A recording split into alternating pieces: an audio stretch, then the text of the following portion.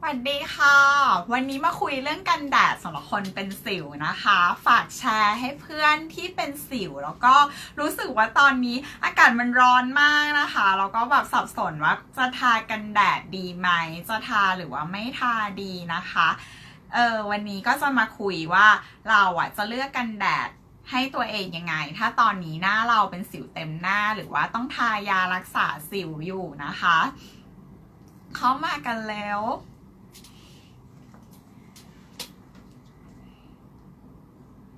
วันนี้มาคุยเรื่องกันแดดสำหรับคนเป็นสิวนะคะดูสิว่าไลฟ์หรือยัง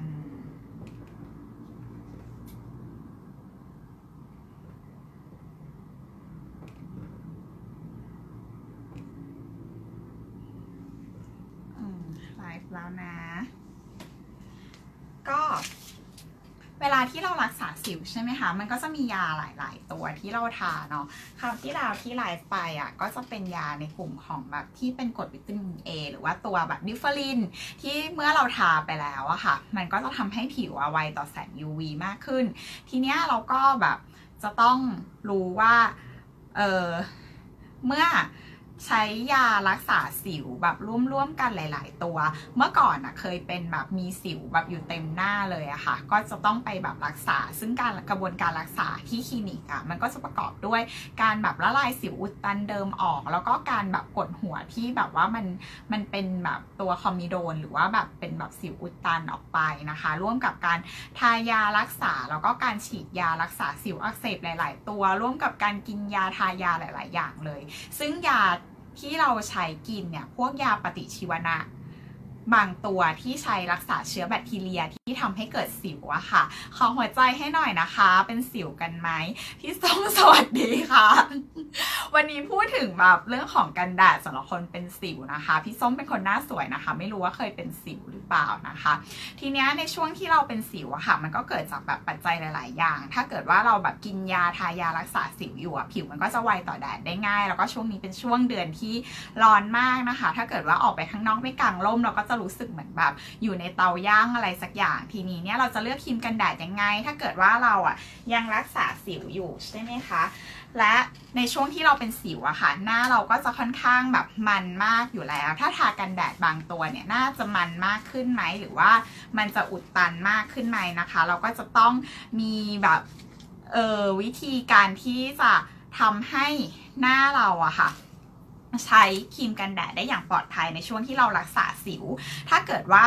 เราเป็นสิวรักษาสิวอยู่แล้วแบบไม่ทากันแดดอาจจะเกิดอะไรขึ้นถ้าเกิดว่าเป็นคนที่เคยรักษาสิวอยู่จริงๆที่ทายาที่ใช้แบบละลายสิวอุดตันอย่างเงี้ยก็รู้กันอยู่ว่าทาไปแล้วเนี่ยหน้ามันจะแห้งแล้วหน้ามันจะลอกหรือว่าพอไปโดนแดดมันก็จะแสบมากขึ้นถ้าเกิดว่าเราเอาหน้าเราไปโดนแดดตรงๆอะค่ะไอ้พวกรอยที่มันเป็นแบบรอยแดงๆที่เกิดจากการรักษามันก็จะยิ่งอักเสบแล้วก็เป็นมากขึ้นชีวิตก็จะยิ่งแย่ลงถึงพอหายสิวไปแล้วหน้าก็จะกระดำกระด่างสีผิวไม่สม่ำเสมอนะคะซึ่งแบบมะส้มเคยผ่านจุดนั้นมาแล้วก็ใช้เวลาแบบรักษาไอ้รอยกระดำกระด่างที่เกิดขึ้นจากการรักษาสิวเนี่ยอยู่ตั้ง 2-3 ปีเลยกว่าที่จะกลับมาแบบหน้าเป็นอย่างนี้ได้สวัสดีภูมิใจนะคะของหัวใจให้เพื่อนนิดนึงค่ะทีนี้ถ้าเราจะใช้กันแดดในตอนที่เราเป็นสิวอะค่ะควรที่จะเลือกยังไงนะคะใช้ SPF เท่าไหร่ดีอ่านฉลากไม่เป็นนะคะไปซื้อที่ร้านขายยาแบบจะชัวร์ไหมว่าได้ของดีชัวร์ทีเนี้ยเราก็ต้องมาดูอะค่ะประเด็นที่สำคัญก็คือเราต้องไม่สร้างสิวให้ตัวเองเพิ่มนะคะจะต้องเลือกผลิตภัณฑ์ที่แบบว่านี่เขียนคำนี้เลยก็คือเป็นแบบ non comedogenic นะคะ comedogenic ก็คือว่ามันต้องแบบคอมิโดนก็คือไอ้ตัวแบบสิวอุดตันนะคะมันก็จะเกิดจากการที่ไอ้สารประกอบในเครื่องสำอางหรือว่าในครีมต่างๆที่เราใช้มันไปอุดตันรูขุมขนซึ่งการเกิดสิวค่ะมันเป็นกระบวนการที่เกิดจากหลายปัจจัยรวมกันแล้วก็ระเบิดตุ้มออกมาเป็นโกโก้คันคือเราจะต้องมีแบคทีเรียที่ผิวมีรูขุมขนที่อุดตันมีการผัดผิวที่ผิดปกติทำให้เกิดเป็นแบบอุดตันรูขุมขนแล้วก็เป็นสิวขึ้นมานะคะดังนั้นเนี่ยกันแดดที่เราจะใช้เนี่ยก็จะต้องเป็นแบบคำนี้เลยแต่ว่าอันเนี้ยเนี่ยมันก็จะแพงราคามันก็จะแพงขึ้นมา ทีนี้ถ้าเราไม่อยากใช้ของที่แพงขนาดนั้นเนี่ยจะเลือกยังไงใช่ไหมคะก็กันแดดเนี่ยจะมีสารกันแดดอยู่2แบบที่ใช้ปกป้องผิวเราจากแสง UV จะเป็นแบบมิเนอรัลแล้วก็ฟิสิคอลซันสกรีนซึ่งมิเนอรัลเนี่ยก็จะมีเรื่องเล่ามา2ตัวคือตัวนี้นะคะซิงค์ไดออกไซด์กับไทเทเนียมไดออกไซด์อันเนี้ยถ้าเกิดว่าใครเรียนเคมีมาก็จะจำตารางธาตุได้ว่ามันจะมีซิงค์กับไทเทเนียมอยู่ในตารางธาตุจริงๆซึ่งซิงค์กับไทเทเนียมเนี่ยมันก็เป็นแบบเกลือแร่ที่มีอยู่ในธรรมชาติอันนี้เนี่ยมีอยู่ในตั้งแต่สมัยโบราณแล้วตั้งแต่คริสตศตวรรษที่500สวัสดีค่ะคุณจูโน่ก็คือในคริสตศตวรรษที่500เนี่ยหมอสมัยโบราณน่ะเขาเอาแร่ธาตุซิงค์เนี่ยค่ะมาเพื่อที่จะรักษาผื่นแพ้แล้วก็ตัวผื่นที่เกิดจากรอยแผลไฟไหม้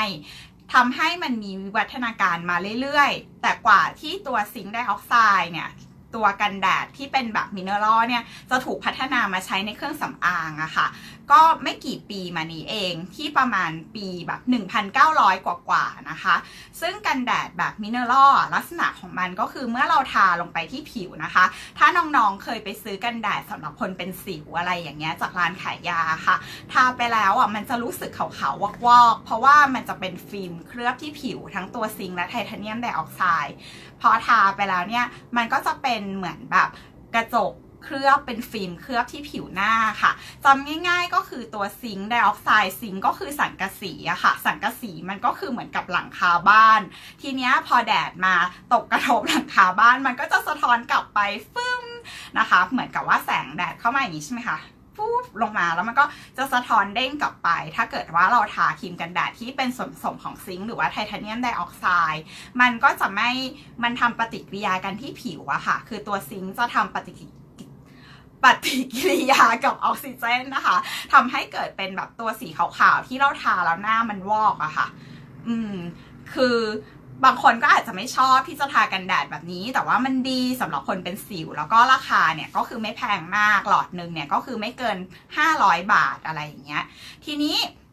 ถ้าเราเป็นคนห่วงเรื่องความสวยความงามแต่ว่าไม่อยากให้หน้าวอกอะค่ะ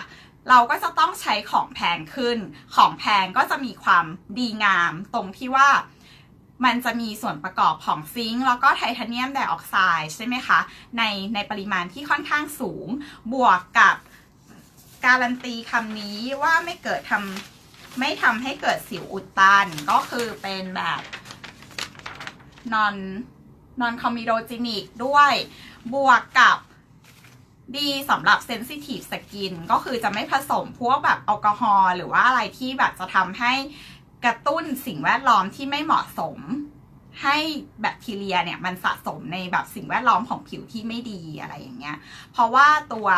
สารประกอบที่เป็นตัวกันแดดคือซิงค์กับไทเทเนียมเนี่ยปกติอ่ะมันจะไม่ละลายน้ำคือนึกถึงมันเป็นเกลือแร่ค่ะมันจะไม่สามารถที่จะซึมสู่ผิวลงไปได้มันจะต้องมีตัวทำละลายทีเนี้ยในผิวที่แพ้ง่ายอะค่ะถ้าเกิดว่าเราอะไป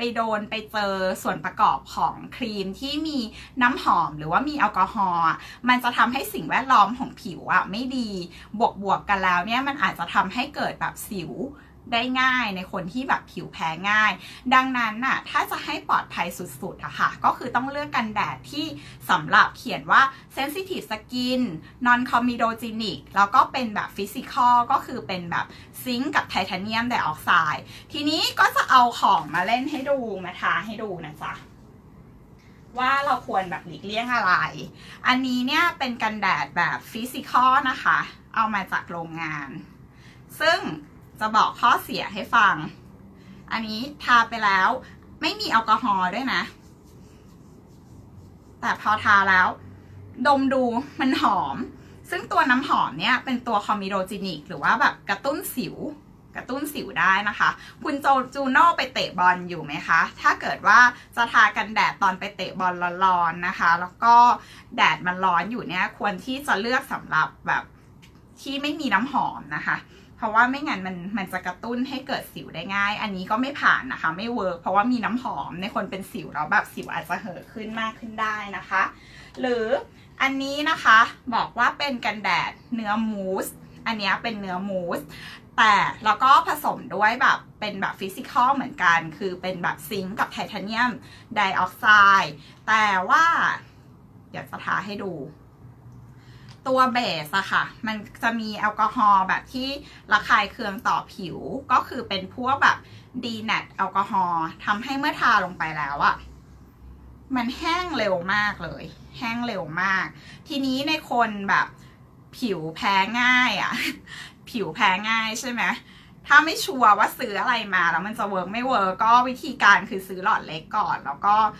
บริเวณผิวที่ใกล้เคียงกับผิวหน้าที่สุดอะค่ะไม่ใช่การเทสที่มือนะคะให้เทสตรงกรามตรงเนี้ยทาลงไปเลยเป็นผื่นก็เป็นผื่นแค่ตรงเนี้ยมันคงไม่งอกเงยขึ้นมาถึงหน้าผากนะแนะนำหน่อยว่าอะไรเหมาะกับผู้ชายส่วนมากก็จะหน้ามันกว่าผู้หญิงใช่ไหมก็ถ้าผิวไม่แพ้ง่ายอะค่ะก็ใช้แบบที่มีแอลกอฮอล์ก็ได้แต่ถ้าผิวแพ้ง่ายแล้วก็ไม่ควรที่จะใช้อะไรที่แบบมีแอลกอฮอล์แบบที่เป็นอันตรายซึ่งถ้าเกิดว่าเป็นแอลกอฮอล์แบบที่เป็นตัวทำละลายที่ไม่อันตรายอะค่ะเคยทำคลิปไว้มันก็จะขึ้นต้นด้วยตัวแบบบีฮินิลCSQ อะไรอย่างเงี้ยค่ะแต่ว่าถ้าเป็นแบบ DNAT แอลกอฮอล์หรือว่าโพพิลแอลกอฮอล์ที่มันอยู่ในแอลกอฮอล์ล้างแผลซึ่งในกันแดดที่แบบแห้งไวอ่ะหลายๆตัวที่มันขายดีอ่ะในหน้าร้อนคนไทยก็จะชอบกันแดดแห้งไวอ่ะมันมีแอลกอฮอล์แล้วก็ทำให้คนที่อยากทากันแดดแต่ว่าเป็นสิวอ่ะสิวมันจะเห่อยิ่งกว่าเดิมถ้าเกิดว่าไปเจอกันแดดที่แบบแห้งไวแล้วเป็นแอลกอฮอล์ซึ่งถ้าคนที่ทำแผลบ่อยๆอ่ะเหมือนแบบดมกลิ่นแล้วอ่ะก็จะรู้ว่าในเนี้ยมันมีแอลกอฮอล์นะคะทีเนี้ยทำไมเราถึงต้องเลือกกันแดดที่เป็นแบบฟิสิกอลหรือว่ามิเนอรัลคือซิงค์กับไทเทเนียมที่มันสะท้อนแดดออกไปจากผิวแล้วอีกแบบมันเป็นยังไงที่เลือกแบบนี้เพราะว่ามันจะทำปฏิกิริยากันที่บนผิวเลยทำให้มันแบบตกตะกอนที่ในนี้มันจะไม่ไปกวนกับยารักษาสิวอื่นที่เราทาลงไปใต้ผิวมันก็ฉาบอยู่บนนี้ปกป้องแดดสะท้อนแดดออกไปทำให้แดดไม่สามารถที่จะทำอันตรายเราได้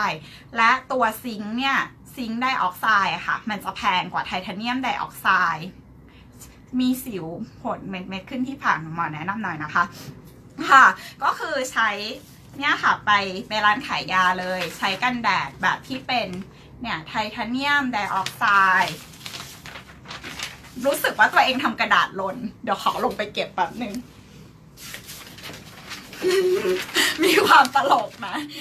หรือว่าแบบตัวนี้ซิงค์ไดออกไซด์ซึ่งซิงค์ไดออกไซด์เนี่ยมันจะดีกว่าไทเทเนียมเพราะว่ามันแพงกว่าคือถ้าเป็นแบบเจ้าของโรงงานจะรู้ว่าตัวเนี้ยถ้าเอามาทำกันแดดให้ลูกค้าค่ะมันจะแพงกว่าเวลาที่แบบมีคนมาทำแบรนด์กันแดดด้วยตัวเนี้ยมันแพงกว่านะจ๊ะซึ่งเวลาเราใส่ของให้ลูกค้าค่ะที่แบบมาทำแบรนด์ก็คือถ้าเราจะประหยัดงบค่ะเราบอกว่าเป็น physical sunscreen คือเราก็จะบอกว่ามีทั้งซิงค์และไทเทเนียมไดออกไซด์ดีมากๆค่ะอะไรอย่างเงี้ยแต่ว่าเนี่ยเราก็จะใส่ตัวนี้เข้าไปมากกว่าแล้วก็ใช้เนี่ยบอกว่ามันมีทั้ง2ตัวซึ่งซิงค์มันดีกว่าเพราะว่า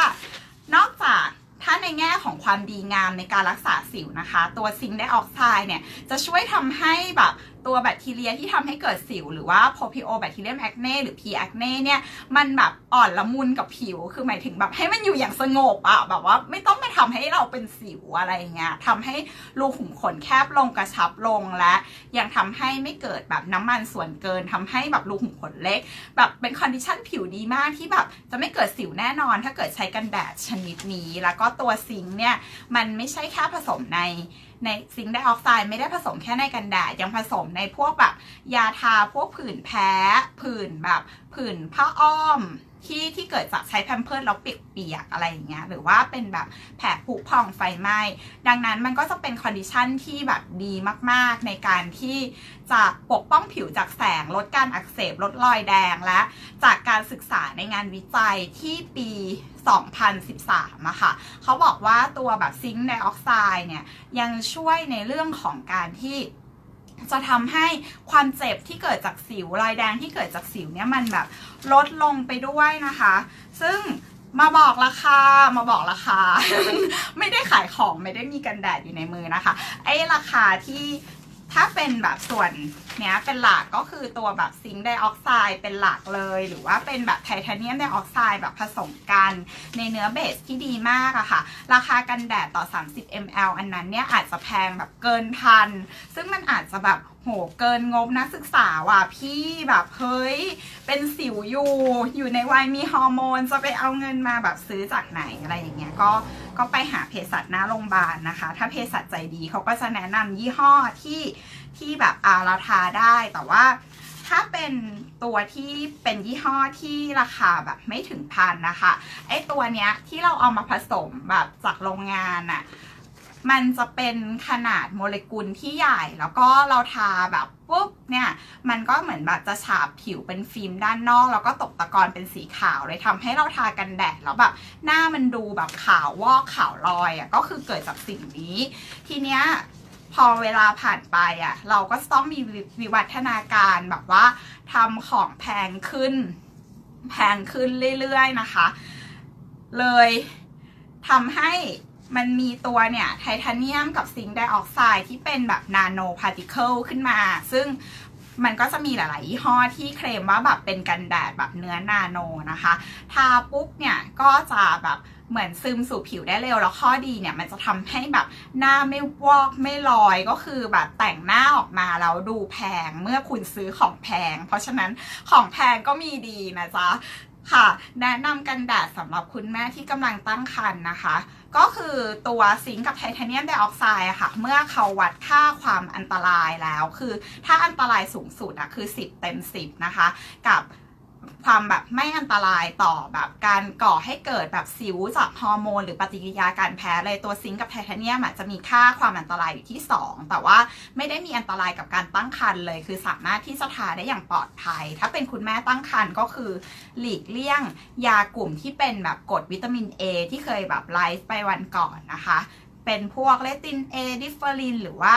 ยากินอะไรต่างๆนะคะแอคโนตินอะไรอย่างเงี้ยค่ะคือถ้าไม่มีกรดวิตามิน A คุณแม่ตั้งครรภ์สามารถที่จะทากันแดดได้อย่างปลอดภัยนะคะแต่ว่าในช่วงที่ตั้งครรภ์เนี่ยฮอร์โมนมันก็อาจจะเปลี่ยนเพราะฉะนั้นเนี่ยก็แนะนำคุณแม่ด้วยว่าให้ทาเป็นตัวฟิสิกอลหรือมิเนอรัลซันสกรีนซึ่งเหมือนแบบสอนเลคเชอร์ค่ะจำง่ายๆตารางธาตุอาจารย์อูนะคะไทเทเนียมไดออกไซด์กับซิงค์ไดออกไซด์ถ้าใครจำตารางธาตุตอนม.ปลายได้ก็จะรู้ว่า2ชื่อนี้มันมีอยู่จริงนะจ๊ะซึ่งฉันจำไม่ได้แล้วว่ามันอยู่ส่วนไหนของตารางธาตุนะแค่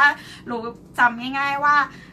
ฟิสิกอลหรือว่ามิเนอรัลซันสกรีนเนี่ยซิงค์หรือว่าสังกะสีเนี่ยค่ะมันก็เหมือนสังกะสีหลังคาบ้านที่แบบพอแบบแดดสะท้อนมาปุ๊บมันก็จะสะท้อนออกกับฟุบนะคะทำให้ไม่ตกตะกอนบนผิวหน้า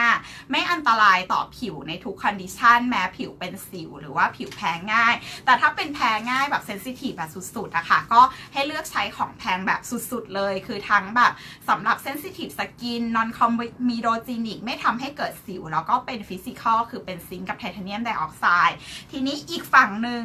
งที่เป็นอันตรายก็คือเป็นกันแดดแบบเคมีคอลนะคะซึ่งแบบเคมีคอลเนี่ยมันจะมีสารกันแดดอยู่ทั้งหมด8ตัวซึ่งก็